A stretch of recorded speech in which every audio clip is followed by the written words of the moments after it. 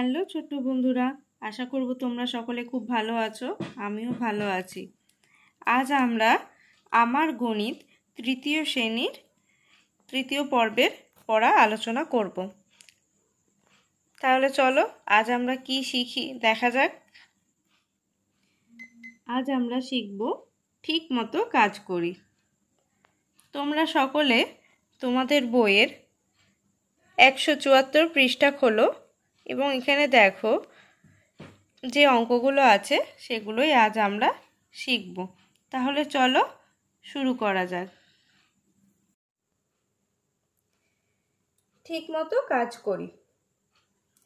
তাহলে আমরা এখানে যে কাজগুলো করব সেগুলো কিন্তু আমাদের ঠিক মতো করতে হবে, না হলে কিন্তু শেষকালে গিয়ে আর কিছুই মেলাতে পারবো না। তো চলো আমরা ঠিক করে কাজ করতে শিখি। একদিন সকালে আমি ঘুম থেকে উঠে শুনি চারিদিকে নানান রকম আওয়াজ হচ্ছে। বাড়ির বাইরে গিয়ে দেখি আমাদের পুকুর পাড়ে একটা সজনে গাছে 4টি হনুমান বসে আছে। হনুমানগুলো সজনে ডাঁটা খাচ্ছে। কিছুক্ষণ পরে আরও 3টে হনুমান হলো। এতগুলো হনুমান দেখে তো আমি ঘাবড়ে গেলাম। আমার ভাই বলল, গাছে কতগুলো হনুমান হলো রে দিদি? তাহলে তোমরা বলো তো। প্রথমে গাছে 4টি হনুমান ছিল, পরে আরও 3টি এলো। তাহলে কটা হনুমান হলো? 4 + 3, তার মানে হনুমান হলো আমাদের 7টি। তারপরে আরও 5টি হনুমান এলো, তাহলে 7-এর পরে আবার 5টা হনুমান এলো। আবার 2টো হনুমান 2টি বাচ্চা হনুমানকে নিয়ে চলেও গেল। এখন গাছে কটি রইল? দেখো 7টি ছিল। তাহলে তারপরে আবার 5টি এলো, তাহলে যোগ করলাম। তারপর আবার 2টো হনুমান তার 2টো বাচ্চাকে নিয়ে চলে গেল। তাহলে কটি হনুমান হলো? 4টি। চলে গেল, তাই বিয়োগ করে দিলাম। তাহলে দেখো প্রথমে 4টে হনুমান ছিল, তারপরে আবার 3টে এলো এবং তারপরে আবার 5টি এলো, তারপরে আবার 4টি হনুমান চলে গেল। তাহলে এখানে আমরা প্রথমে 4, 3 আর 5কে যোগ করে পেলাম 12 এবং তারপরে যে 4টে হনুমান চলে গেল তাই 4 বাদ দিয়ে পেলাম 8। তাহলে দেখো তো কাজটা আমাদের ঠিকঠাকই করতে হচ্ছে তো। প্রথমে গুনতে হচ্ছে কটা হনুমান এসছিল, চলে গেলে বিয়োগ করতে হচ্ছে, এলে যোগ করতে হচ্ছে। তো এইভাবেই আমরা ঠিক করে কাজ করব। চলো পরের অঙ্কটায় পড়ি। সজনে গাছের সামনে পুকুরে জেলেরা জালে প্রথমে 6টি মাছ তুললো। তাহলে জেলেরা প্রথমে কয়টি মাছ তুলেছিল? 6টি। পরের বারে 8টি মাছ ধরা পড়লো, কিন্তু জালে ফুটো দিয়ে 2টি মাছ পালিয়ে গেল। তাহলে বলো তো এবার আমরা কি করব? কটা মাছ রইল কি করে করব? তাহলে প্রথমে কটা মাছ তুলেছিল? জেলেরা 6টি মাছ তুলেছিল। তারপরে বারে 8টি মাছ ধরা পড়লো। সুতরাং ধরা যখন পড়েছে তখন তো বেড়ে গেছে, তার মানে তো আমরা যোগ করব।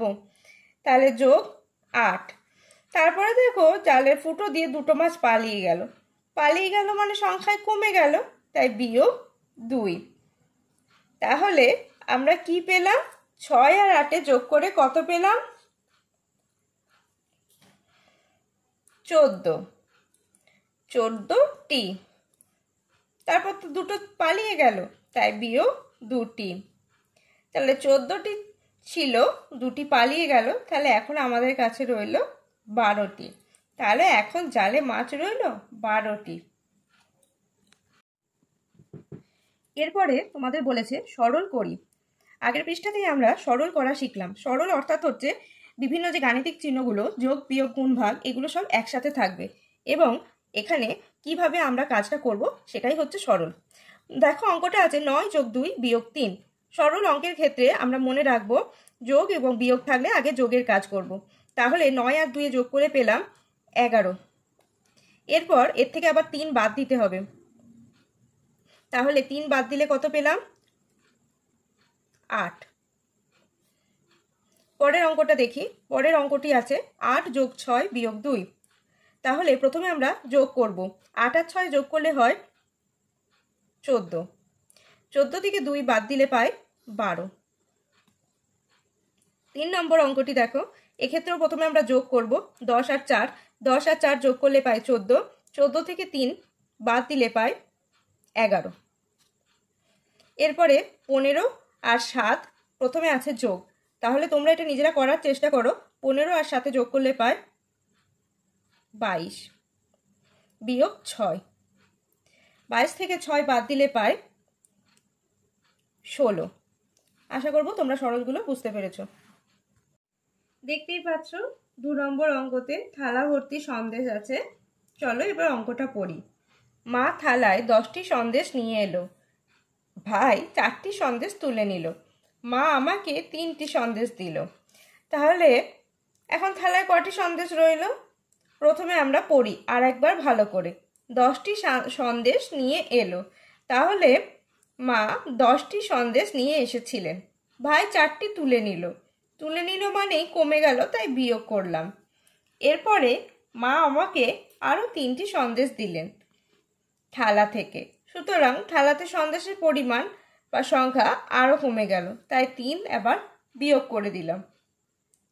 এই যে ব্র্যাকেটটা দেখতে পাচ্ছ, এই যে দাগটা, সরলে এটাকে বলে প্রথম বন্ধনী। সরলে এই জিনিসটিকে বলে প্রথম বন্ধনী।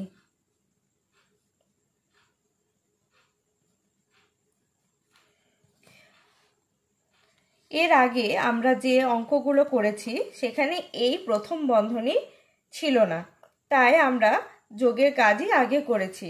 সরলের নিয়ম অনুযায়ী প্রথমে আমরা এই প্রথম বন্ধনীর কাজ করব যদি থাকে। তাহলে দেখো এখানে প্রথম বন্ধনী আছে, তাই এই কাজটি আগে আমরা করব। 10 বিয়োগ 4, 10 থেকে 4 বাদ দিলে হয় 6, বিয়োগ পড়ে আছে 3। 3 থেকে 6 থেকে 3 বাদ দিলে হয় 3। তাহলে থালায় এখন রইল 3টি সন্দেশ। এই বন্ধনীর অনেক রকমের নিয়ম আছে। ধরো অঙ্কে কোনো বন্ধনী রইল না, তাহলে সেই অনুযায়ী প্রথমে আমরা এই বিয়োগটা করব। 10 থেকে 4 বিয়োগ করলে হয় 6 এবং তারপরে 3 বিয়োগ করলে পড়ে থাকে 3। এরপর ধরো এই একই অঙ্কতে এখানে প্রথম বন্ধনী রইল। সরলের নিয়ম অনুযায়ী আমরা প্রথম বন্ধনীর কাজ আগে করব, তাই এই কাজটি আগে করব। 10 যেমন আছে তেমন থাকবে এবং 4 থেকে যদি আমি 3 বাদ দিই পড়ে থাকে আমার 1। এরপর 10 বিয়োগ 1 করলে আমরা পাই 9। তাহলে তোমরা তফাৎটা বুঝতে পারছো। সরল অঙ্কে যদি কোনো বন্ধনী না থাকে সেক্ষেত্রে আমার উত্তর এসেছে 3, এবং যখনই বন্ধনী আছে সেক্ষেত্রে আমাদের উত্তর এসেছে 9। তাহলে একটি সরল অঙ্কে বন্ধনীর কতটা গুরুত্ব তোমরা আশা করি বুঝতে পেরেছো। চলো পরের সরলগুলো আমরা নিজেরা করার চেষ্টা করি। প্রথম বন্ধনী দিয়ে সংখ্যাটা শুরু আছে। প্রথম বন্ধনীর ভিতরে আছে 9 বিয়োগ 2। আমরা এক্ষুনি জেনেছি যে সরল অঙ্কে প্রথম বন্ধনীর কাজ আগে করব, তাই প্রথম বন্ধনীর কাজটি আমরা এখন করব। 9 থেকে 2 বাদ দিলে হয় 7। 7 বিয়োগ 1 অর্থাৎ আমরা পেলাম 6। পরের অঙ্কেও প্রথম বন্ধনীর কাজই আগে করব। 8 থেকে 5, 8 বিয়োগ 5 পড়ে পাই আমরা 3 বিয়োগ 2। 3 থেকে 2 বিয়োগ করলে পাই 1। তারপরের অঙ্কে কোনো বন্ধনী নেই, তাই আমরা প্রথমে প্রথম সংখ্যা দুটোর কাজই করব। 10 বিয়োগ 5 করলে আমরা পাই 5, তারপরে পড়ে আছে বিয়োগ 3। 5 থেকে 3 বাদ দিলে পাই 2। ঘ নম্বরের অঙ্কেও কোনো প্রথম বন্ধনী নেই, তাই আমরা প্রথম সংখ্যা দুটোরই কাজ করব। 8 বিয়োগ 6 করলে পাই 2, তারপরে পড়ে থাকে বিয়োগ 1, বিয়োগ করলে পাই বিয়োগফল 1।